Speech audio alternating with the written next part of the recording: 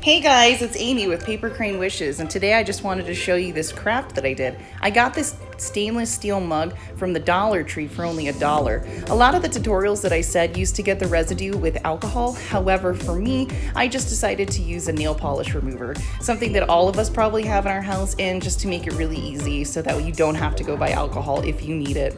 The next step was saying that a lot of the tutorials online were saying that you needed electrical tape or masking tape, which are great, but I'm always in a bind and trying to use as many resources as I have available. So I decided to go with something like washi tape, which is something that majority of crafters out there probably have in their crafting arsenal. So to make this a little bit easier to get started, I found a lot of the tutorials online had a lot of different materials that they wanted you to buy, and that it actually could get pretty expensive. So I tried to make this as cheap as possible. Next thing is I had Mod Podge, which is really great. If you don't have Mod Podge, this needs to be in your craft room. It should be a basic essential, along with glitter. I also decided to purchase these foam brushes because I like things to be super clean when I'm working, especially with something like this. You don't want some of your glitter to rub off or something weird to stick on. So I put on my rose gold glitter along with this wonderful glitter that I found that was actually in the shapes of stars. I really love using these different types of glitters when I'm making these because it can really give you this awesome effect. So when I finished this, it actually had all of these little stars kind of coming out of nowhere, and I just really loved that. So you can see from here as I put the Mod Podge on that the glitter actually stays on really well, and it really looks awesome. I was just so blown away, and I still can't stop looking at this. But now it's time to solidify it and to personalize.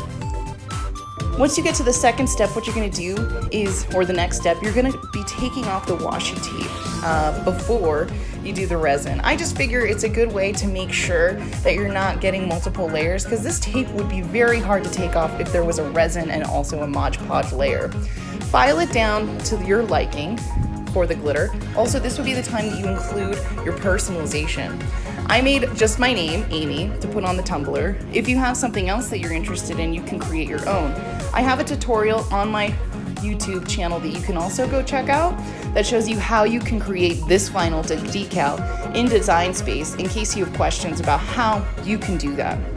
So I got my vinyl. I used Cricut vinyl transfer. I really like to stick with only Cricut vinyl transfer paper. I find that Cricut has the best transfer paper, and if I ever deviate from sometimes name brand stuff, the product and what I'm creating can turn out a lot different. This is what you're gonna use for that big old spin turner that you hear. I just used a cane. You can use a pole. I got this pool noodle from Dollar Tree for $1.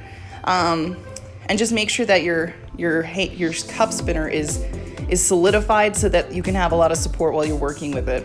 Also, put the washi tape back on the top and the bottom, because that's gonna make sure that your resin isn't gonna seep out onto that black part, because we do not want that. We want this to look clean and crisp and beautiful. So let's get it onto the resin. I bought the clear cast resin by Illuminite, and I'm gonna show you the brands here. And I found that this is a really great one. It was about 25 bucks for the whole thing, but I'm making so many projects on this. You can look at my past YouTube videos to see all the different ways that I've experimented with resin. People have a lot of trouble with resin cups, and like I said, I like to keep things clean as possible. I actually got these green little cups. They're shot cups from the Dollar Tree, believe it or not. And believe it or not, they look just like resin cups. Crazy, right? So try to go with that. I don't want to be using the same resin cups over and over, and I actually threw these away.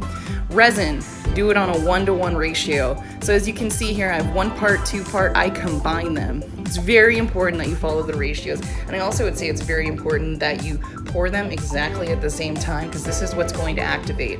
And stir, stir, stir. People have talked, this is basically one of the biggest reasons that resin will not work if you do it the wrong way. It's because you're not stirring it enough.